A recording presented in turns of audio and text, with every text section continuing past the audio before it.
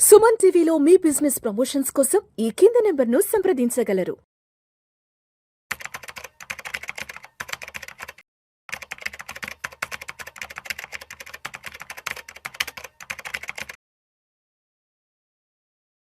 నమస్తే, welcome to Vishnu talks. నేను విష్ణు. ప్రస్తుతంతో పాటు సీనియర్ ఫినాన్స్ ప్రొఫెషనల్ గిరిబాబు గారు ఉన్నారు. సార్తో మాట్లాడదాం. సార్, గిరిబాబు గారు నమస్తే సార్. నమస్తే అండి. Welcome to Vishnu talks. Thank you sir. Giribabu గారు, ఈ వీడియోలో కాస్త డీటెయిల్డ్గా సంపాదన వర్సెస్ ఖర్చుల గురించి మాట్లాడుకుందాం. సార్, మీకు తెలిసిన వాళ్ళు కానివ్వండి, లేదంటే మాకు తెలిసిన వాళ్ళు కానివ్వండి, అదేవిధంగా మీ చుట్టుపక్కల వాళ్ళు, మా చుట్టుపక్కల వాళ్ళు చాలామంది గమనిస్తూ ఉంటాం సార్. సంవత్సరానికి ఒక 25 లక్షల రూపాయల వరకు సంపాదిస్తుంటారు. భార్య భర్త ఇద్దరు కలిసి ఉద్యోగాలు చేస్తుంటారు. వాళ్ళ పేరెంట్స్ కూడా ఊర్లో చాలా గొప్పగా చెప్తుంటుంటారు, మా కొడుకు కోడలు సిటీలో సంవత్సరానికి ఒక 25 నుంచి 30 లక్షల రూపాయల వరకు సంపాదిస్తున్నారండి, చాలా బాగున్నారని చెప్తుంటారు. రియాలిటీకి వచ్చేటప్పటికి ఎట్లుంటుందంటే సార్, సంవత్సరానికి 25 నుంచి 30 లక్షల రూపాయలు సంపాదిస్తున్నా నెలకు 2.5 lakh. వాళ్ళ లైఫ్ స్టైల్ విషయానికి వస్తే పెద్ద బెటర్మెంట్ ఏమి ఉండదు. ఇంట్లో మెయింటెనెన్స్ విషయానికి వస్తే పెద్ద బెటర్మెంట్ ఏమి ఉండదు. ఎప్పుడెప్పుడు 1వ తారీఖు వస్తుందా, మళ్ళీ ఎప్పుడెప్పుడు 1వ తారీఖు జీతం పడుతుందా అంటే అమ్మో 1వ తారీఖు అన్నట్లుగా చాలామంది ఉంటారు. కాబట్టి మరి అంత పెద్ద సంపాదన, అన్ని లక్షల రూపాయలు సంపాదిస్తున్నా కూడా ఎందుకు చాలామంది అదే లైఫ్ స్టైల్లో స్ట్రక్ అయిపోతుంటారు, అదే ఆ మిడిల్ క్లాస్ లైఫ్ స్టైల్లో ఎందుకు చాలామంది ఆగిపోతుంటారు, ఎందుకు అక్కడి నుంచి ముందుకు వెళ్ళలేకపోతుంటారు? దీనికి మీరేం చెప్తారు అసలు? Actually one of the favourite topic.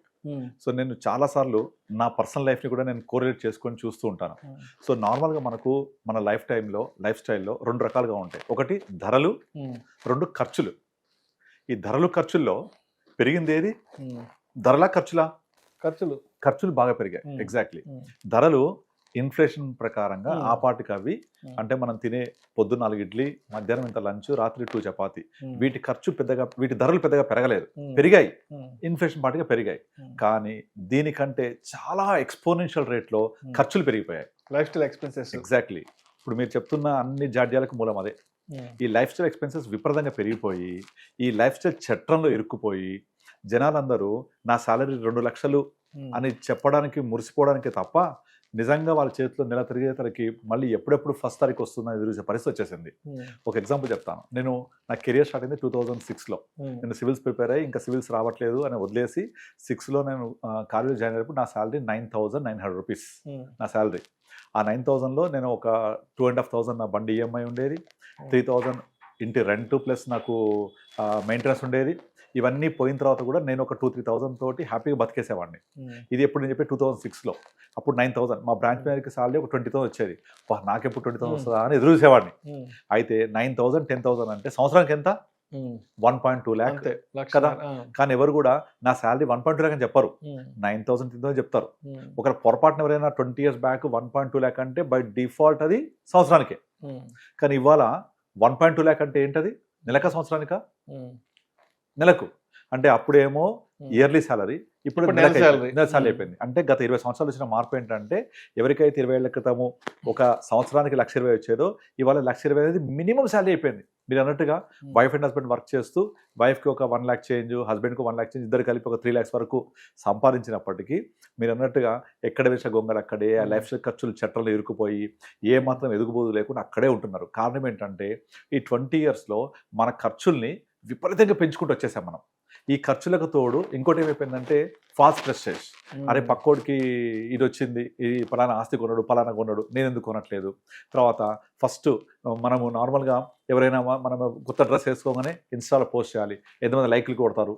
తర్వాత పలానా నేను ఐటెం కొనుక్కున్నాను, ఇలా చేస్తూ ఇలా వాడుతున్నాను, ఇక్కడికి వెళ్ళాను, అక్కడికి వెళ్ళాను, తిరిగానని వాళ్ళు పెడుతుంటే నేను ఎందుకు పెట్టకూడదు, నేను ఎందుకు వెళ్ళకూడదు, నేను ఎందుకు చేయకూడదు. దాంతో ఒకరిని చూసుకొని ఖర్చులు చేయడం. ఈ ఖర్చులు అవసరమా లేదా పక్కన పెట్టేసి ఉన్న డబ్బులు ఉన్నట్టుగా అసలు రేపన్నది పట్టించుకోకుండా ఖర్చు పెడుతూ వస్తున్నారు. బట్ సేమ్ 20 years బ్యాక్ ఇలా లేదు అసలు లైఫ్. ఆ 10,000 జీతం వచ్చినా కూడా హ్యాపీగా బతికేవాళ్ళు. మీరు ఎంతమంది వీడియో చేసే వాళ్ళు కోరిలేట్ చేసుకోండి. మీరు 20 years బ్యాక్ మీ శాలరీ ఎంత, ఇవాళ మీ శాలరీ ఎంత, ఈ పెరిగిన శాలరీ పెరిగిన కల్చర్తో కంపేర్ చేసుకుంటే అప్పుడు హ్యాపీ ఉన్నారా, ఇప్పుడు హ్యాపీ ఉన్నారా? నేనైతే clearly I can tell you, నా 9,000 10,000 శాలరీ వచ్చినప్పుడు ఏ రోజు నేను ఫీల్ అయింది లేదు, అరే నాకు శాలరీ సరిపోదా అని. 2013లో నేను ఫస్ట్ హోమ్ లోన్ తీసుకున్నాను నా ఫస్ట్ ఇంటి కోసం. ఆ హోమ్ లోన్ తీసుకున్నప్పుడు కూడా నాకు 20,000 హోమ్ లోన్ పోతే ఇంకొక 15-20,000 నాకు సరిపోతుండేది. ఇప్పుడు దానికి ఒక 4 టైమ్స్ పెరిగినా కూడా మళ్ళీ నెల వచ్చేప్పటికి మళ్ళీ ఫస్ట్ ఎప్పుడు వస్తే ఎదురు చూసే పరిస్థితి వచ్చేసింది. అందరిదంతే అయిపోయింది. దానికి కారణం ఏంటంటే ఇప్పుడు వీటితో పాటుగా మనము ఒక 20 years బ్యాక్ కేబుల్ టీవీ మొత్తం కలిపి 200 రూపాయలు అయ్యేది కాదు. ఇవాళ పేపర్ యూస్ మీరు ఎంత వాడితే అంతే కట్టండి అని తీసుకొచ్చి మంచి 2,000 కట్టిస్తున్నారు. ఎందుకు? మనం ఒక కేబుల్ టీవీ కాదు కదా, దాంతో పాటుగా Netflix, Amazon prime, Hotstar, apps వచ్చేసి విపరీతంగా ఓటీటీల వల్ల సబ్స్క్రైబ్ చేయడం. అంటే ఇంట్లో తర్వాత వైఫై అనేది జస్ట్ కామన్, మనం అడగక్కర్లేదు. ప్రతి ఇంట్లో వైఫై ఉంటుంది, ఆ డిఫాల్ట్ అది. దానికి ఒక 500-600 రూపాయలు. ఇవి మినిమం 200 రూపాయలు ఉండేవి 20 ఏళ్ల క్రితం, ఇవాళ 2,500-3,000 అయిపోయాయి. 10 times. ఎంత దారుణంగా పెరిగింది. మన శాలరీ ఏమో 10,000 నుంచి 2 lakhs అయింది, 20 times. మన ఖర్చులు 30 times పెరిగిపోయాయి. దాంతోపాటుగా హోమ్ లోన్ ఇక బిగ్గెస్ట్ కిల్లింగ్ అది. అంటే హోమ్ లోన్ వద్దా అంటే డెఫినెట్లీ కావాలి. కాకపోతే మనము హోమ్ లోన్ తీసుకునే ముందు మన యొక్క కెపాసిటీ ఎంత, మనం ఎంత తీసుకోవాలి, నాకు దానికి ముందు ఎంత సేవింగ్ చేయాలి, డౌన్ పేమెంట్ ఎంత ఉండాలి, ఇవన్నీ ప్లాన్ చేయకుండా విపరీతంగా హోమ్ లోన్లోకి వెళ్ళిపోయి వచ్చే జీతం వచ్చినట్టు ఇద్దరు కలిపి ఇక దీక్షతోటి ఏం చేస్తున్నాం ఆ జీతం అంటే హోమ్ లోన్ కడుతూ వస్తున్నాం. అంతే, ఇంకేం లేదు. వెనక్కి చూసుకుంటే హోమ్ లోన్ పూర్తయిన ఒక ఇల్లు మాత్రం మిగులుతుంది. అండ్ దీంతో పాటు ఇంకా మెయిన్గా ఏంటి, మనకు ఈ ఖర్చులు అనేవి అసలు విపరీతంగా మన యొక్క రెవెన్యూని, ఇన్కమ్ని తినిపడేస్తూ ఉంటాయి. అంటే ఆ పెరుగుదల అంత దారుణంగా ఉంటుంది. ఆ తర్వాత ఇంకోటి ఏంటంటే వెకేషన్ వెళ్ళొద్దా అంటే తప్పకుండా వెళ్ళాలి. కాకపోతే మనం నార్మల్గా ఒక 6 నెలలకో సంవత్సరానికో ప్లాన్ చేసుకొని ఇయర్లీ వన్స్ వెళ్తే ఓకే. కానీ అలా కాదు, షార్ట్ వెకేషన్, లాంగ్ వెకేషన్, నెలకోసారి, 2 నెలలకోసారి, 3 నెలలకోసారి అని ఏదైనా డబ్బులు అకౌంట్లో మిగిలితే ఖర్చు పెట్టేయడమే అంతే, ఇంకా రెండో ప్రసక్తి లేదు. దాంతో విపరీతంగా మన యొక్క ఖర్చుని వెళ్ళిపోతున్నాయి. తర్వాత ఇంకోటి వీకెండ్ మూవీస్, తర్వాత వీకెండ్ మాల్స్. ఒక మాల్కి వెళ్ళి, సినిమాకి వెళ్ళి, ఒక ఫ్యామిలీ డిన్నర్ చేసి ఇంటికి రావాలి అంటే 4,000 ఖర్చు అయిపోతుంది. సేమ్ 20 years బ్యాక్ లేదు కదా ఇది. సో ఇవన్నీ ఏంటంటే మనము పెంచుకున్న ఖర్చులు కనపడుతున్నాయి క్లియర్గా.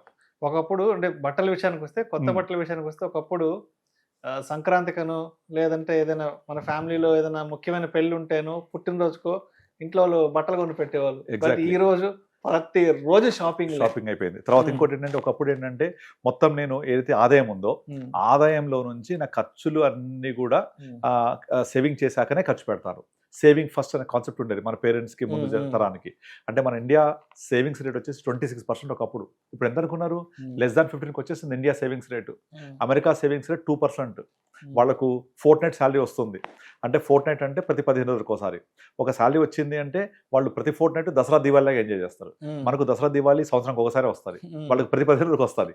కానీ అలాంటి మనము వెస్ట్రన్ వాళ్ళని చూసి వీకెండ్ పార్టీస్, ఇక ఫ్రైడే నాడు మీరు జూబ్లీస్ బంజారాస్కి వెళ్తే పబ్బులలో అక్కడ ఉన్న ట్రాఫిక్ ఎక్కడ చూడరు, పబ్బుల్లో గబ్బులు లేపుతూ ఉంటారు. విపరీతమైన ట్రాఫిక్ జామ్ అయిపోయింది, అంత క్రౌడ్ అయిపోతుంది అక్కడ. ఇవన్నీ మినిమం ఎంత అనుకున్నారు? 3,000-4,000 ఎంట్రీ ఉంటుంది. అవునవును, ఎంట్రీ, కపుల్స్ ఎంట్రీ ఉంటుంది. లోపలికి వెళ్ళాక మళ్ళీ స్పెండింగ్ అయిపోయింది 10,000-15,000 ఫట్టు. ఇక 2 లక్షలు వస్తే ఏం సరిపోద్ది, 3 లక్షలు సరిపోతుంది. ఇవన్నీ ఒకప్పుడు లేవు. ఇవన్నీ మనం పెంచుకున్న అనవసర ఖర్చులు ఇవన్నీ కూడా. సో అట్లా పెంచేసుకొని మన లైఫ్ స్టైల్ మొత్తం ఖరాబ్ చేసుకుంటున్నాం. ఇంకొక మెయిన్ డ్రాబ్యాక్ ఏంటంటే, ఒకప్పుడు మల్టిపుల్ సోర్స్ ఆఫ్ ఇన్కమ్స్ ఉండేవి. ఇప్పుడు అంతా కూడా ఓన్లీ జాబ్ తప్ప ఇంకోటి లేదు సోర్స్ ఆఫ్ ఇన్కమ్. నేను జాబ్ చేయాలి, వైఫ్ జాబ్ చేయాలి. జాబ్లో ఏదైనా ప్రాబ్లం అయిపోయింది అంటే మొత్తం టోటల్ వాళ్ళ యొక్క ఆర్థిక వ్యవస్థ కుప్పగూలిపోతుంది. ఇంకా ఇన్కమ్ సోర్స్ ఉండదు, సెకండ్ సోర్స్ ఆఫ్ ఇన్కమ్ ఉండదు. తర్వాత ప్యాసివ్ ఇన్కమ్ జనరేషన్ ఆలోచన ఉండట్లేదు. ఇవన్నీ కూడా మన యొక్క ఆ మిడిల్ క్లాస్ పీపుల్ని అక్కడే ఉంచేస్తున్నాయి. అండ్ ఇంకొకటి ఏంటంటే, ఈ మిడిల్ క్లాస్ అనే సెగ్మెంట్ ఏదైతుందో అటు అప్పర్ క్లాస్ లాగా బతకలేరు, అటు కింద క్లాస్ లాగా వెళ్ళలేరు. రెండింటికి చెడ్డ రేవల్లాగా హై క్లాస్ షో చేసుకోవడానికి అనవసర ఖర్చులు పెడుతూ లో క్లాస్ బ్రతుకులు బతుకుతూ హై క్లాస్ షో చూపిస్తూ ఉంటారు. సో ఇది క్లియర్ కనపడుతుంటుంది మన చుట్టుపక్కల చూస్తూ ఉంటే. మెజారిటీ ఆఫ్ పీపుల్, ఇప్పుడు నాకు చాలా మంది ఆఫీస్కి వచ్చినప్పుడు చెప్తూ ఉంటారు, నా శాలరీ, మా వైఫ్ శాలరీ 3 లక్షలు ఉంది. సరే 3 లక్షలు ఉంది కదా, కనీసం ఒక 20% సేవ్ చేయండి అంటే ఏంటి 60,000? ఇంపాసిబుల్, అసలు కుదరదు. మీరు ఒక 30,000, మీరు 30,000 ఇద్దరు కలిసి చేయొచ్చు కదా, లేదా 20,000 చేయొచ్చు కదా అంటే క్వశ్చనే లేదు. కనీసం గట్టిగా ఒక చెరి 10,000 చేయడం కూడా గజగజం అనిపోతుంటారు. అంటే మిగలట్లేదు. ఇది నాకు రోజు చూసే ఎక్స్పీరియన్స్ ఇవన్నీ కూడా. సో దీనికి అన్నిటికీ కారణాలు అవే. వాళ్ళు ఇంకోటి ఏం చేస్తారంటే, మెజారిటీ ఆఫ్ పీపుల్ అసెట్స్ అనుకుని లయబిలిటీస్ పెంచేసుకుంటూ ఉంటారు. Car is a liability, clear liability. దానికి కొనే విధానం వేరే ఉంటుంది. సో ఒక కార్ కొన్న తర్వాత 2 ఏళ్ల తర్వాత మార్చేయి, స్క్రాప్ అది, మళ్ళీ 2 ఏళ్ళకి మళ్ళీ మార్చేసాయి. అంటే లైబిలిటీస్ పెంచుకుంటున్నాం. ఫోన్స్, ఇప్పుడు ఒక ఫోన్ ఈ రోజుల్లో మినిమం 70,000 80,000 తక్కువ లేదు.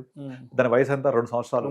ప్రతి 2 ఏళ్ళకి ఒకసారి 78,000 ఫోను, ₹1,00,000 ఫోను, ఇవన్నీ లైబిలిటీస్ కదా. ఆ తర్వాత ప్రతిదీ ఈఎంఐ వచ్చేసి కిల్లింగ్. ఇక ఈఎంఐ తోటి ఎలా అయిపోయిందంటే ఆఖరికి మొన్న నాకు కాల్ వచ్చింది. సో వాళ్ళు ఏం చెప్తున్నారంటే ఏదో హోమియోపతి సంథింగ్ దాని గురించి ట్రీట్మెంట్ చెప్తున్నారు. మీరు ట్రీట్మెంట్ డబ్బులు ఏం పర్లేదండి, మీరు ఈఎంఐలో కట్టేయచ్చు, మా ఫీజు అంతా కూడా, ఫీజు కూడా ఈఎంఐ కట్టేయచ్చు. లేకపోతే మీకు ఏదో డెంటల్ సంబంధించి ఉంటే ప్రతి చోట ఈఎంఐ ఆప్షన్ తగ్గిస్తారు. సో ఈఎంఐలో ఏంటంటే ఈజీ అయిపోద్ది. అక్కడ నాకు పెయిన్ తెలియదు, నెల కట్టేస్తూ ఉంటా, జీతం వస్తుంది కట్టేస్తూ ఉంటా. ఇక నీకు మిగిలేదు ఎక్కడ, సేవింగ్ ఎక్కడ, రేపటి గురించి ఆలోచించేది ఎక్కడ. సో మనం ఎప్పుడు అక్కడే ఉంటూ ఉంటాం. సో మిడిల్ క్లాస్లో ఇంకొక పెద్ద ప్రాబ్లం ఏంటంటే ఇప్పుడు పెద్ద అపార్ట్మెంట్స్ వచ్చేసాయి. ఇప్పుడు ఈ అపార్ట్మెంట్స్లో ఒక 500 ఫ్యామిలీస్ 1000 ఫ్యామిలీస్ అలా ఉంటాయి. ఇంతమంది ఫ్యామిలీస్లలో మినిమం ఒక 100 మంది పిల్లలు ఉన్నా కూడా సంవత్సరం మొత్తం పొడుగుతా ఎవరిదో ఒకరి బర్త్డే అయితేనే ఉంటుంది. ఇక బర్త్డే అయినప్పుడల్లా మనం గిఫ్ట్లు పట్టుకపోతూ ఉండాలి.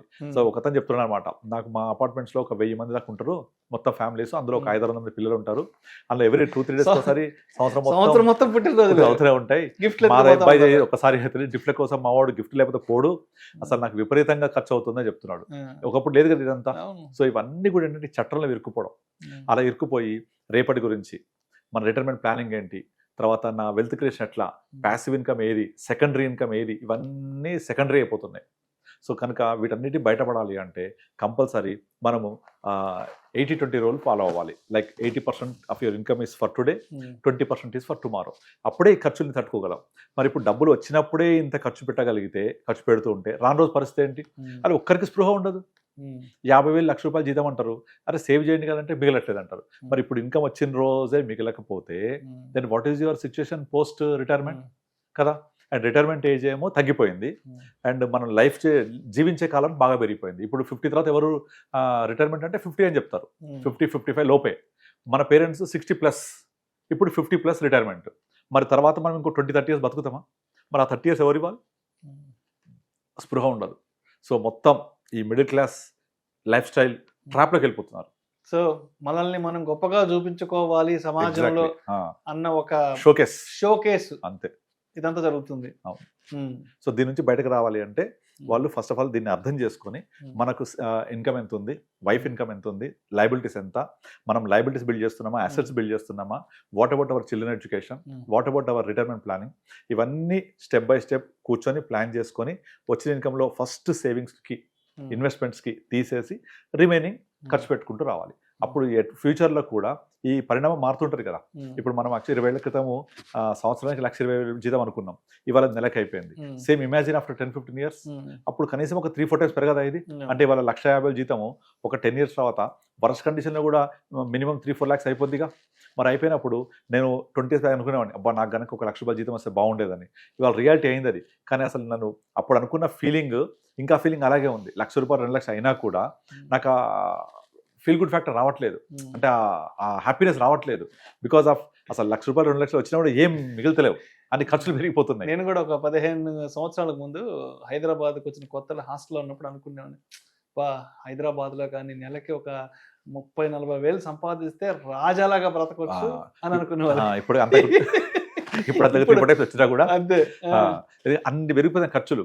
వీటి ఎవరు కంట్రోల్ చేయాలి? మనమే చేసుకోవాలి. సో మనం చేసుకోవాలి అన్నప్పుడు నేను చెప్పేది ఏంటంటే ఇవి మీరు అన్ని కూడా కాంప్రమైజ్ అయితే బతకొద్దు. ఇప్పుడు ఈ ప్రశ్న మన కింద కామెంట్స్ ఏమొస్తాయంటే మనం తినొద్దా, తాగొద్దా, తిరగొద్దా అని చెప్తూ ఉంటారు. మరి ఇప్పుడు నేను 30-40లో చేయలేంది 60లో చేయలేను కదా అంటారు. డెఫినెట్లీ చేయాలి, డెఫినెట్లీ కరెక్ట్ అది. కనుక యంగ్స్టర్స్కి ఫస్ట్ చెప్పేది ఏంటంటే మీరు ఈ టైంలో ఏం చేయగలుగుతారో అవన్నీ స్పెండ్ చేయండి, ఎంజాయ్ చేయండి. బట్ అట్లీస్ట్ ఒక 15-20% contribute for tomorrow, because tomorrow will definitely come. రేపు అనేది వస్తుంది కదా, వచ్చినప్పుడు ఇప్పుడు సేవ్ చేసిన డబ్బులు రేపు పొద్దున ఉపయోగపడతాయి. నువ్వు ఇప్పుడు ఖర్చు పెడితే రేపు పొద్దున ఖర్చు పెట్టడానికి డబ్బులు ఎక్కడి? కనుక ఇప్పుడే లైఫ్ స్టైల్కి అలవాటు పడిపోతే రేపు పొద్దున అంటే నువ్వు రిటైర్ అయిన తర్వాత 50 తర్వాత, మరి రిటైర్ అంటే 60 కాదు 45 తర్వాత 50 తర్వాత పిల్లల ఎడ్యుకేషన్ కోసం ఖర్చులు, మ్యారేజ్ కోసం మన ప్యాసివ్ ఇన్కమ్, రిటైర్మెంట్ ప్లానింగ్ ఎక్కడ ఏది వర్కౌట్ కాదు. అప్పుడు ఇంకా ఇవాళ మనం బిర్యానీ తింటున్నాం, బట్ అట్లీస్ట్ మనము రిటైర్మెంట్ తర్వాత పచ్చడి తినాలి కదా, మరి దానికి కావాలన్నా కొంచెం సేవింగ్ కావాలి కదా. సో ఆ స్పృహ ఉంటే మనం ఈ ట్రాప్లో పడకూడదు. Right sir, right sir. Thank you sir, thank you so much Giribabu గారు. సంవత్సరానికి లక్షల రూపాయలు సంపాదిస్తున్నా కూడా చాలామంది లైఫ్ స్టైల్లో బెటర్మెంట్ లేకపోవడం, అదేవిధంగా ఎప్పుడెప్పుడు 1వ తారీఖు వస్తుందా అని ఎదురు చూడడానికి, అంటే ఇటువంటి అంశాలన్నిటికీ ఏంటి కారణాలు అన్న దాని గురించి చాలా చక్కగా తెలియజేశారు. Thank you so much sir. Thank you అండి.